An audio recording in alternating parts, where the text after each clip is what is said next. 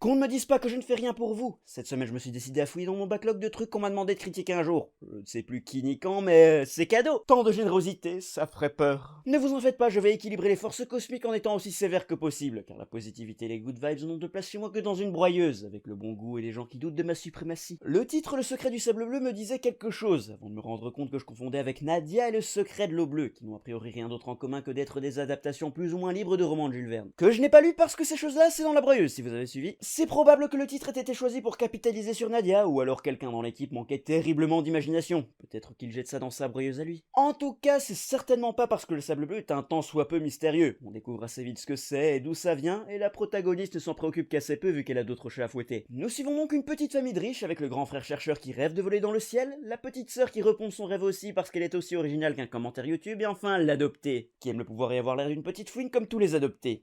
Tiens, j'ai une drôle d'envie d'aller relire Phantom Blood, je sais pas d'où ça me vient. Bah, après 2 tortueux épisodes à établir la situation initiale alors que ça aurait pu prendre 10 minutes, le gentil frère meurt lors de son voyage pour découvrir le liquide magique qui pourrait lui permettre de voler, mais notre héroïne n'est pas convaincue de sa mort.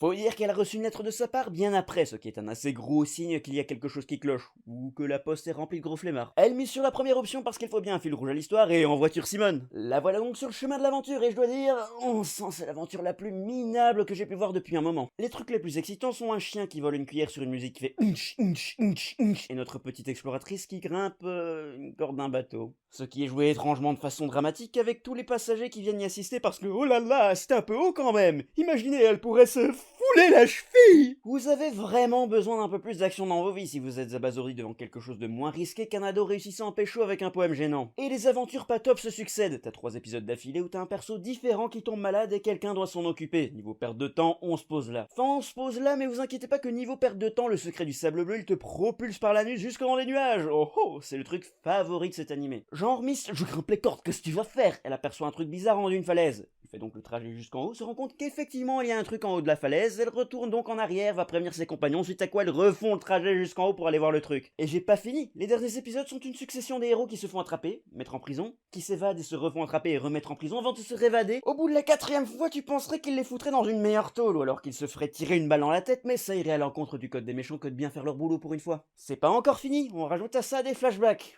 Oh, qu'on t'en rajoute des flashbacks. T'en as de tous les types, ceux qui te montrent ce qui s'est passé aux premiers épisodes, ceux qui te montrent ce qu'il vient de se passer, ceux qui montrent une scène quasiment identique à ce qui vient de se passer mais où ils ont changé un peu l'animation histoire de bien perdre de l'argent en plus du reste. À chaque nouveau flashback, je pouvais me sentir grimacer, comme si j'avais pris un coup de poing dans l'inceste agrel, et vu que ça arrivait pratiquement chaque épisode, à mon avis il doit plus en rester qu'une flaque de sang et une note de démission. S'ils avaient coupé tous les trucs inutiles, on aurait sans doute une série sympatouche de 12 épisodes. À la place, on a une série bordel, je fais de 26 épisodes. Il y a des scènes individuelles que je trouve bizarres aussi, genre quand d'un coup on passe au point de vue de nouveaux persos qui se font attaquer par des bandits avec des motos volantes et des torches explosives. J'ai cru que c'était des cocktails Molotov, mais non, ils balancent des torches dans leur tas de bouffe et ça explose direct. Ils gardaient leur TNT à côté de leur pain. Erreur classique. T'as une rouquine qui fait des super sauts pour éviter les motos qui font sur elle et elle fait un combat d'épée avec un bandit qui recule sur sa moto. Bref, la physique est pas juste niquée, elle s'est pris un vilain gangbang. En temps normal, je balancerais le couplet, mais ça on s'en fout si le reste blablabla, mais le reste pue ok. Les persos sont basiques et inintéressants, l'humour m'éprouve autant de joie qu'un enfant qui découvre que le Père Noël était en réalité son tonton alcoolo et les thèmes de l'histoire sont... Bon, c'est... Les machines devraient être utilisées pour faire le bien, pas pour faire le mal, ce qui est... J'en ai franchement rien à branler, désolé. En plus, les persos n'ont aucun cas de conscience quand il s'agit d'utiliser une mitraillette. Alors bon... À la limite, on pourrait rajouter dans les thèmes les liens de famille et les réactions face au deuil, mais vu que les 3/4 de trucs que je kiffe abordent ces sujets 1000 fois mieux, disons que je suis pas assoiffé à ce niveau-là. Honnêtement, à part sous l'angle du « j'ai grandi avec » ouah, j'ai retourné en enfance, je vois pas comment j'aurais pu trouver ça tolérable. Dommage, mon enfance est déjà remplie de petits monstres et de chasseurs, je découvre le secret du sable bleu beaucoup trop tard pour que je fasse preuve de clémence. Si j'ai envie de vivre une aventure, ouais, je me passerai n'importe quel Ghibli, même les contes de Terre-Mère, tiens, et tout le monde conchit sur celui-là. Il reste la possibilité que le problème ne vient pas de la série mais du matériau source, mais j'ai du mal à croire que Jules Verne fout des flashbacks de merde toutes les 2 minutes dans ses bouquins. Enfin, qui sait, si ça se trouve, toutes les adaptations de ses œuvres sont 100% fidèles et il fait de la chiasse depuis le début. Peut-être même que c'est lui qui a décidé de caster Jackie Chan dans la version film du Tour du Monde en 80 jours.